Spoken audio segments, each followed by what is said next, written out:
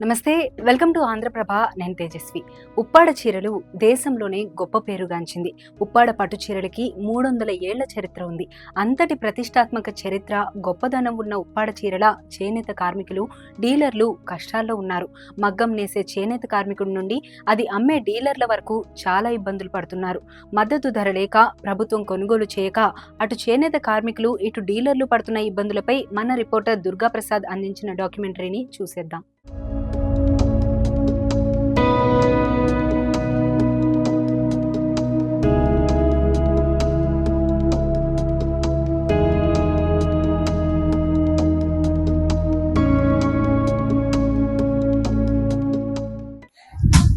ఉప్పాడ చీరలు అంటే మొత్తం రాష్ట్ర వ్యాప్తంగా కాదు, ఇండియాలో ఎంత పేరండి ఉప్పాడ చీరలు. అయితే ఇప్పుడు నేను గ్రౌండ్ లెవెల్లోకి వచ్చి చూస్తే ఇక్కడ చేనేత కార్మికులు కావచ్చు, చాలా మంది మీరు చాలా ఇబ్బందులు పడుతూనే ఉంటారు. సో ఇప్పుడు మీరేం చెప్తారు? ఇన్నాళ్ళ రా మెటీరియల్ పెరిగితే గవర్నమెంట్ మాకు సబ్సిడీ ఇచ్చింది. గవర్నమెంట్ గతంలో మాకు సబ్సిడీ ఇచ్చి అది వాళ్ళు మాకు సేవ్ చేస్తూ ఉండేవారు. ఇప్పుడు అలా లేకుండా అక్కడ గవర్నమెంట్ పట్టించుకోవడం వల్ల ఆ భారం అంతా కూడా మాస్టర్ మీద లేదా తీసుకోవడం మీద పడిపోతుంటే ఆ చీర ఖరీదు ఎక్కువైపోయి కస్టమర్కి అందించడానికి అవకాశం లేకుండా పోయింది. కస్టమర్స్ కూడా విపరీతంగా రేటు భారం ఎక్కువ ఉండడం వల్ల రావడం మానేది కూడా జరిగింది. అలాగలా మొత్తం పుట్టుపడిపోయింది వ్యవస్థ కూడా. ఇప్పుడు మొత్తం చివరి దశలో ఉన్నాం.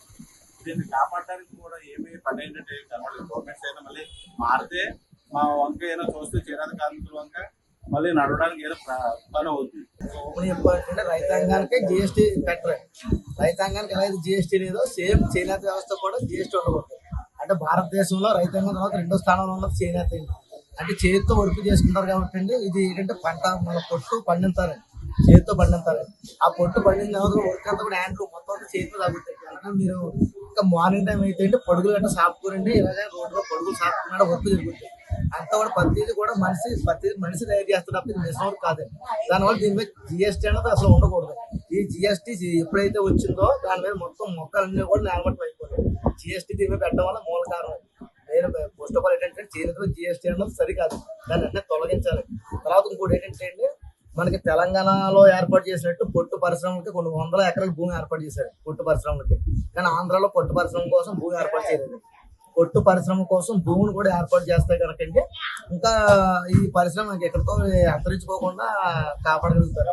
అంటే ఒక 1000 ఎకరాలు 2000 ఎకరాలు ప్రభుత్వం దృష్టి పెట్టుకుంటే ఎక్కడైతే చేనేత కార్మికులు ఎక్కడైతే ఎక్కువ ఉన్నారో ఆ ప్లేసుల్లో ఒక 100 ఎకరాల్లో పొట్టు పండించడం, దాని మీద ఇంకోటి ఏంటంటే ఒకవేళ మా చీరలు ఉన్నాయి కాబట్టి ఈ చీరను కూడా ప్రభుత్వం కొనుగోలు చేయాలి. ఇప్పుడు ధాన్యం ఎలాగైతే ప్రభుత్వం కొనుగోలు చేస్తుందో సేమ్ చీరను కూడా ప్రభుత్వం కొనుగోలు చేయాలి. ప్రభుత్వం కొనుగోలు చేస్తే ఈ చీరలు అంతరించిపోవాలి. పూర్వం మా తాతగారు పనిచేశారండి, మా నాన్నగారు పనిచేశారు. మా నాన్నగారు రంగులు వేసేవారండి పొడుగులు, మా అమ్మగారు మొక్కలు వేసేవారండి. కానీ ఇవాళ నేను మొక్కలు వేయలేదు. ఏంటంటే నా తర్వాత పిల్లలు కూడా మొక్కలు వేయలేదు. వేయడానికి ఏముండదు. అంటే ఇంక అక్కడితో కటింగ్ మా నాన్నగారితో మా అమ్మగారితో కటింగ్ అయిపోతుంది తప్ప నెక్స్ట్ జనరేషన్ రాదు. ఇది వారసత్వంగా పంచుకోవాలి. చేయాలంటే మన బట్టి మన తెలుగు పట్ట అంతరించిపోవడం అన్నమాట. మీరు వేసిన కూడా కాటన్ క్లాత్, ఇది కూడా తయారు చేసిందండి, చేతులతో తయారు చేసిన పని. ఇది ఏంటంటే నేను జిఎస్టీ తొలగించుకోవడం, మా పొట్టు పరిశ్రమ తీసుకురావడం ఒకటి చేయాలి. ఈ రెండు జరుగుతాయి కనుక నిజంగా మా చేనేత కాలం చాలా అభివృద్ధి అవుతుంది. ఇవాళ పన్నులు లేకండి, చేనేత కాలం పన్నులు లేక మీరు చూడొచ్చండి. ఎందుకంటే ఐస్ క్రీమ్ కూడా పోతున్నారు, అలాగే బ్యాంక్ షాపులు బయట ఆమ్లెట్లు వేసుకోవడం పోతున్నారు. అంటే చిన్న పనులకి తాగి పనులు పోతున్నారు, వరుస పనులు పోతున్నారు. అసలు మా చేనేత కార్మికులు ఎండలో కానీ బలాన్ని పని చేయలేదు. ఫస్ట్ నుంచి కూడా ఫ్యాన్ వేసుకోవడం, లైట్ వేసుకోవడం, మొక్కలు కూర్చొని మొక్కలు వేయడం వరకు తెలిసింది మా వాళ్ళు.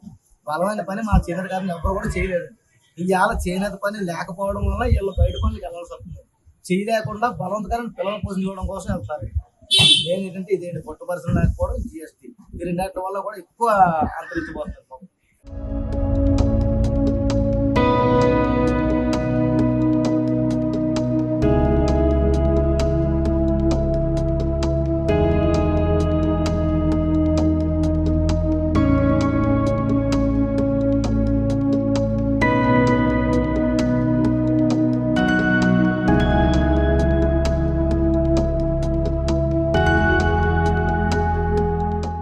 ఉప్పాడ పట్టు చీర ఎలా ఉంటుందో వాళ్ళ నుంచి ఒకసారి వాళ్ళు ఎలా చెప్తారు చూడండి.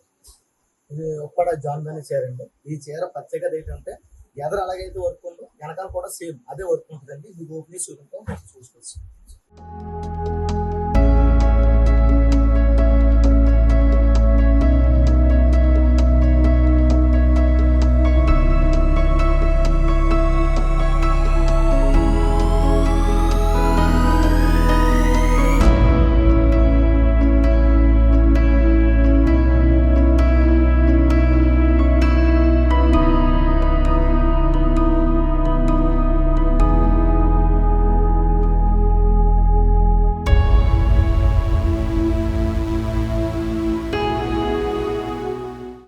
ఇప్పుడు మనకి చూపిస్తున్న చీర దీని ఖరీదు 55,000 అండి, 55,000. అంటే దీనికి అంత ఆ మొత్తం వర్క్ కాస్ట్ ఎక్కువ అండి, లేబర్ కాస్ట్ ఎక్కువ. ఈ చీర తయారు చేయడానికి రోజుకి దగ్గర 12 గంటల పైన పని చేయాలి. ఖచ్చితంగా భార్య భర్తలు కూడా పని చేయాలండి. మన వల్ల అయితే అంటే ఇప్పుడు ఈ చీర మొత్తం కంప్లీట్ ఎన్ని రోజులు పెట్టింది? దగ్గరికి 45 రోజుల నుంచి శ్రద్ధగా పని చేస్తే 60 డేస్ పడుతుందండి. శ్రద్ధగా పని చేస్తే 45 రోజులు పడుతుంది. అంటే దాదాపు 2 నెలలు ఆ కష్టం కష్టపడి ఖచ్చితంగా చేయవలసింది, తయారవద్దు. సో అందుకని దీనికి కాస్ట్ 55,000. 55,000 లేబర్ ఛార్జ్ వల్ల కాస్ట్ పెరిగిపోతుందండి. మెటీరియల్ అయితే మామూలు ఉంటుంది కానీ ప్యూర్ జరీ కూడా ప్యూర్ జరీ వస్తుందండి. హాఫ్ అనేది ఉండదు, ప్యూర్ జరీ వస్తుంది, జరీ వస్తుంది. 55,000 పెట్టిన ఈ చీరకి ఖరీదుకి అంటే జనం వస్తారా కొంటారు? ఖచ్చితంగా అదే అనేదండి. ఇప్పుడు మా ఉప్పాడ చాలా ఫేమస్. అటువంటి దాన్ని ఈ విధంగా గవర్నమెంట్ శ్రద్ధ పెట్టకపోవడం వల్ల మేము అందరం కూడా వెనకబడిపోయాం. ఎందుకంటే మార్కెట్ లో నిత్యం డిజైన్స్ అవి మారిపోతున్నాయి. మేము చేసి పెడదామంటే మా వల్ల అవటలేదు. ఎందుకంటే మార్కెట్ రోజు రోజు కిందకి దిగిపోయింది. దిగిపోవడం వల్ల ఏంటంటే గవర్నమెంట్ సపోర్ట్ చేస్తుంటే వేళ గవర్నమెంట్ కొన్ని ఆర్డర్లు ఇస్తుంది తెలంగాణలో. అది మీకు అర్థమవుతుందా? తెలంగాణలో ఏం చేస్తుందంటే హ్యాండ్లూమ్ కి ఆర్డర్స్ ఇచ్చి వాళ్ళు చేయించుకుంటున్నారు. మన ఆంధ్రాలో అసలు ఏ ఆర్డర్స్ లేవండి. ఎంత పేరు వేళ ఒప్పాడంటే ఇండియా మొత్తం మీద పేరు తెచ్చాం మనం. తెచ్చాం కానీ గవర్నమెంట్ ఏమి అసలు చూసు చేయకుంటున్నట్టు కూడా లేదండి. అసలు ఇవాళ నిజంగా చెప్పాలంటే ఎంతో మంది మినిస్టర్లు, ఎమ్మెల్యేలు, పెద్ద పెద్ద వాళ్ళు అసలు వాళ్ళు సన్మానాలు చేస్తున్నారు. వాళ్ళు సాల్వాలు కప్పుతున్నారు. అటువంటి సాల్వాలు కూడా మేము ఆంధ్రలో డిజైన్ చేయగలము. అటువంటి ఆర్డర్స్ ఈ వేళ ఇస్తే ఈ వేళ హ్యాండ్లూమ్ చక్కగా బ్రతుకుండండి. ఏమి లేక ఏం చేస్తామంటే ఎవరి వల్ల ఏం అవ్వలేదు. ఎందుకంటే పెట్టుబడితో కూడిన పని అండి ఇది. చాలా విపరీతమైన పెట్టుబడి. మా వల్ల ఎంతవరకు చేయగలం అంతవరకు చేయగలం. తర్వాత కొండ మీద కాలంలో ఈ విపరీతమైన జిఎస్టీ ప్రాబ్లం మాకు ఉంటుంది. జిఎస్టీ చీర మీద కాకుండా మెటీరియల్ మీద కూడా పడిపోతుందండి. జరీ మీద పడిపోతుంది, ఇవన్నీ కలిపి చీర పడిపోతుంటే ఏమైతే కస్టమర్కి వెళ్ళేటప్పటికి రూపాయి 10 రూపాయలు అవుతుందండి. దాన్ని మార్కెట్ చేయడం మా వల్ల అవటం లేదు. ఈ వృత్తి శుభ్రంగా అంతరించిపోతుంది. గతంలో పెళ్లిళ్ళు అవ్వాలంటే చేనేత వస్త్రం ఉంటేనే పెళ్లి అయ్యింది. అటువంటి అంత విలువైన వృత్తిని ఈ వేళ సర్వనాశనం అయిపోయింది. కారణం ఏంటంటే ప్రభుత్వాలు ప్రోత్సహించి ఏదైనా సరే ఏ వృత్తులకి సరే ప్రభుత్వాలు ప్రోత్సహిస్తేనే అవి బ్రతుకుతాయి. లేదంటే ఒక మనిషి వల్ల ఒక వ్యవస్థ వల్ల ఏమి నడవవి. ఖచ్చితంగా ప్రభుత్వ సహాయం ఖచ్చితంగా ఉండాలి.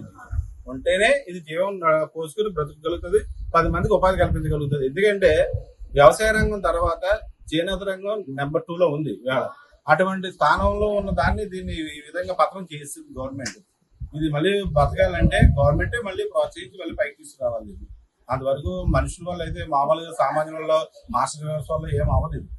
వాళ్ళు మళ్ళీ మనకి జిఎస్టీని తగ్గించుకొని తీసేసి మనకి మెటీరియల్ ఇచ్చి మనం తయారు చేసిన ప్రోడక్ట్ ని ఎగ్జిబిషన్ స్టాల్స్ ఇచ్చి అమ్మిస్తే ఖచ్చితంగా నడుస్తుంది. అదే అయితే ప్రాబ్లం ఏమీ ఉంది.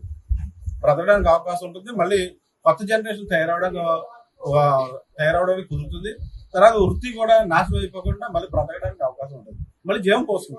నెక్స్ట్ జనరేషన్ మనం ఇవ్వగలుగుతాం మంచి వృత్తి. మాకు ఈ చేనేత రంగం బాగా అభివృద్ధి చెందాలి, మళ్ళీ మా నెక్స్ట్ జనరేషన్ ఇందులోకి రావాలనుకుంటే మాకు జిఎస్టీ సంపూర్ణంగా రద్దు చేసి ఈ చేసిన ప్రోడక్ట్ ని మాకు సేల్ చేసుకునే విధంగా మాకు ఎగ్జిబిషన్స్ అయ్యి గవర్నమెంట్ ద్వారా స్పాన్సర్ చేసి తర్వాత గవర్నమెంట్ నుంచి కూడా ఆర్డర్లు ఏమైనా వస్తే కొంతకాలం మళ్ళీ ఈ పరిశ్రమ మళ్ళీ చిగురించడానికి అవకాశం ఉంటుందండి. ఖచ్చితంగా ఈ మెసేజ్ ని మీరు గవర్నమెంట్ ఫార్వర్డ్ చేయడం